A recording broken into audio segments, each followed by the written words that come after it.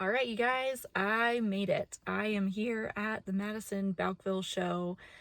We came up on Monday as a family, and I am here today on Friday just by myself to see what I can find to put into my booth, and it should be fun. It's going to be another hot one. The ride up here was pretty nice. It was late morning. I just got here and it's like almost 12:30, but not too much traffic. There was a little bit of road work. They were paving the whole way up here, but it wasn't too bad of a wait. And passed a tractor, motorcycle, followed a guy with a trailer, saw a bunch of cattle crossing signs and snowmobile signs.